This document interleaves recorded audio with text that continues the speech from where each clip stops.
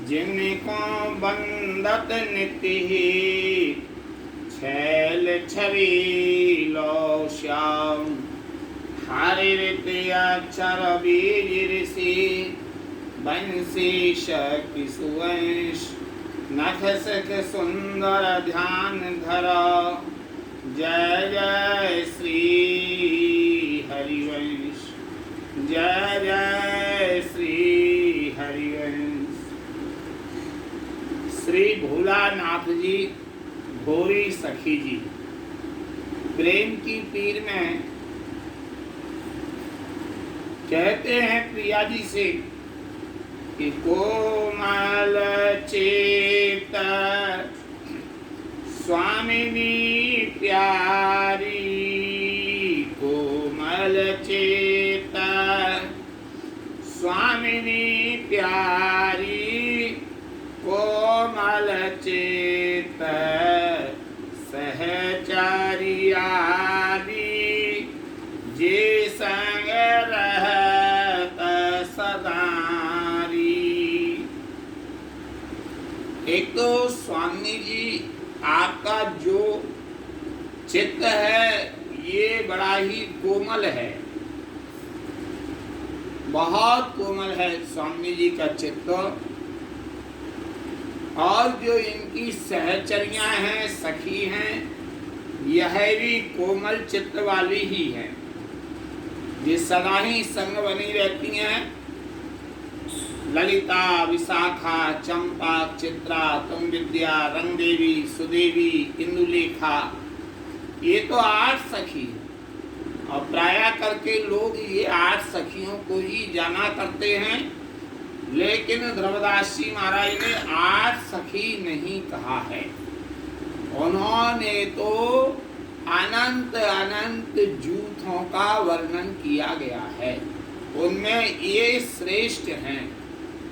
हित परमानंद जी ने भी अपनी वाणी में सखियों की संख्या अनंत बताई है, उनमें प्रमुख ये 8 हैं, ये यूथाधिपति हैं। ये 8 के अलावा इनके ऊपर एक 9वीं सखी और है जो सर्वोपर है, वो है हित सजनी।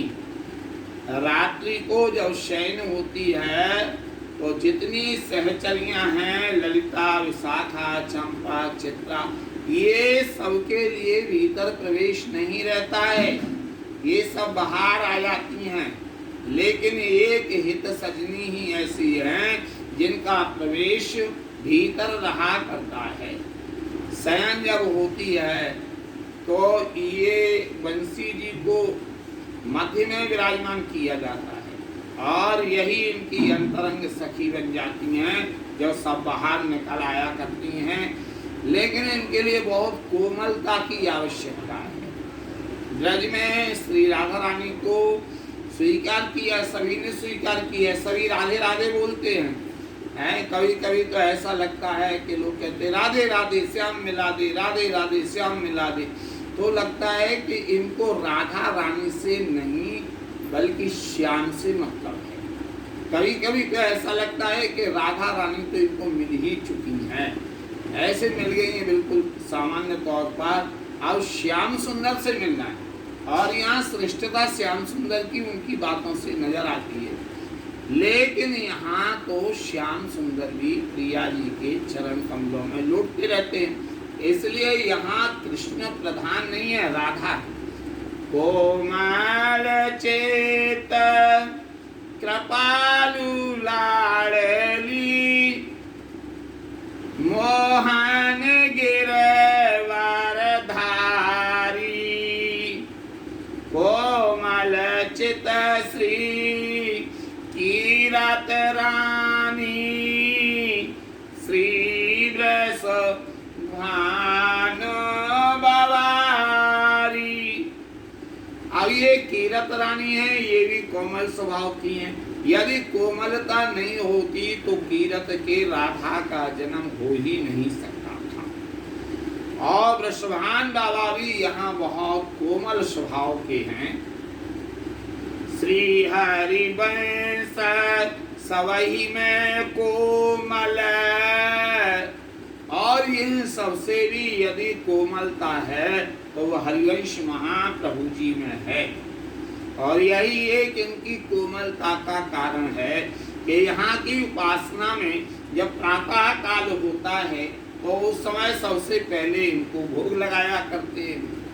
और जो कर्महीन लोग होते हैं उस समय तुलसीदास जी कहते हैं सकल पदार्थ हैं जग माही कर्महीन नर पावत नहीं। वो यही चिल्लाते रहते हैं एकादशी कब है, अमावस्या कब है, हमको व्रत करना है। अरे ये व्रत कर कर के हृदय को कठोर बना लोगे तो फिर ये कोमल स्वरूप तुम्हारे हृदय में आ कैसे सकता है? बस स्वर्ग आदि तो जा सकते हो। इसलिए यहाँ कोमलता की आवश्यकता है। बार बार श्री जी को भोग लगाओ, बार बार उनकी रुचि को देखो। श्री हरि वंश सवही में कोमल, जसे गावत श्रुति चारी। इसीलिए तो ये वेद जो हैं उनका जस गा रहे हैं। तो वेद क्या हरिवंश जी का जस गा रहे हैं, क्या हरिवंश नाम लेके गा रहे हैं? इससे तात्पर्य है ये हरिवंश नाम में 4 अक्षर हैं। हा में हरि, रा में राधा, बा में वृंदावन, सा में सहचरी।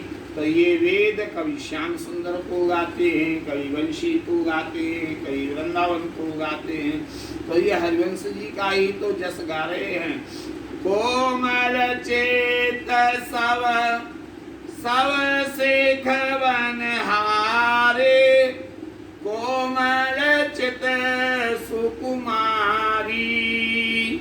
इस उपासना में आना है तो मन से, विचारों से, वाणी से कोमल बनने का प्रयास करो। जब तक कोमलता नहीं आएगी ये हृदय में रस ठहर नहीं सकता है। और तो कहें क्या, हमको संग भी जिनका करना है तो कोमल चित सब सो मिले कबहु कठोर न होए। जिनको हृदय सरस नहीं तासों कहा अलाप, और दादरहु जल में रहे जाने मीन मिला। इसलिए मछली भी और मेढक दोनों ही जल में रहते हैं, लेकिन मछली मिलना जानती है, मेढक मिलना नहीं जानता है। इसलिए वृंदावन में व्रज में भी अनेक अनेक भाव की उपासना है। बहुत भाव है, सब दिव्य है, सब अलौकिक है। लेकिन जहाँ तक निकुंजेश्वरी श्री राधा का स्वरूप है वो कोमलता से मिलेगा, वो कठिन व्रतों से नहीं मिलने वाला है। हाँ तो इति निठुरता मोके, यह एक अचरज भारी। बोली सखी जी कहती हैं हमें आश्चर्य हो रहा है जब इतनी कोमल हो, ऐसी कृपा करती हो, तो केवल हम ही आपको निठुरता के लिए मिले हैं। कठिन अभाग्य मिटते नहीं बोरी, तेरे तेरे के हारी। मैं तो आपको न जाने कितने समय से पुकार रही हूँ, और अब तो पुकारते पुकारते थक गई, किंतु आप मेरी पुकार सुन नहीं रही हो। न जाने मेरे दुर्भाग्य का अंत कब होगा और आप कब कृपा करोगी। कृपा सिंधु जग लेत हिलोर, कृपा सिंधु जग लेत हिलोर। ऐसी कृपा करो नित यह तनु, जर बिरह सो घोर। बिरह विकल जब प्राण चले हाथ, तन सो नात तोर।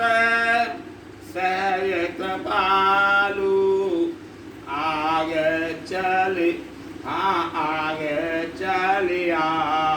यहाँ सहज कृपालु आगे चले आवो। बरवा से कृपावथो हाथो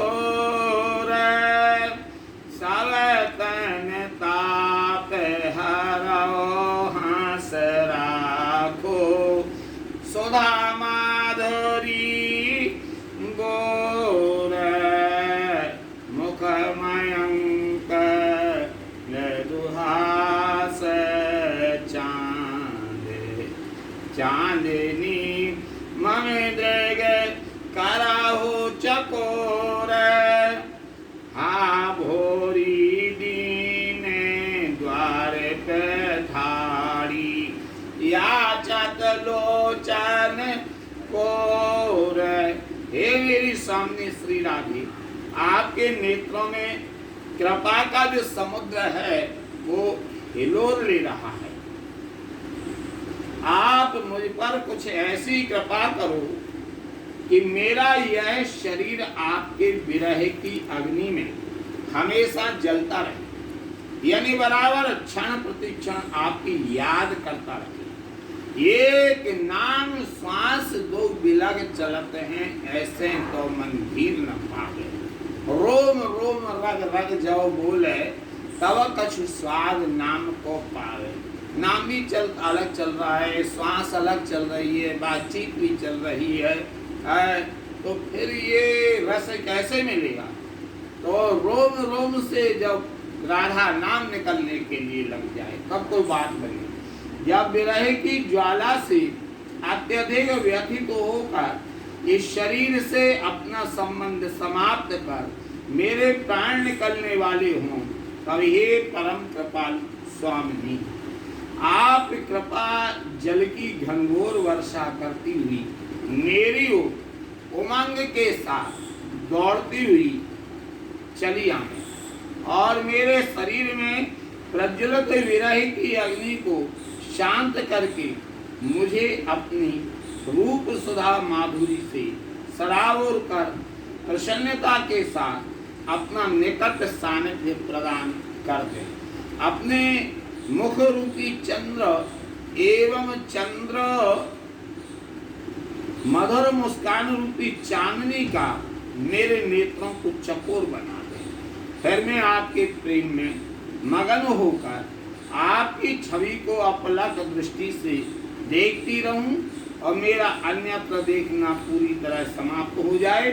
गौरी सखी निवेदन करती हैं, आपके द्वार पर खड़ी हुई अत्यंत दीनता के साथ आपके कृपा कटाक्षों की भीख प्राप्त करने की लोल लालसा मेरे हृदय में बनी रही। बोलो श्री राधा वल्लभ लाल महाराज की जय।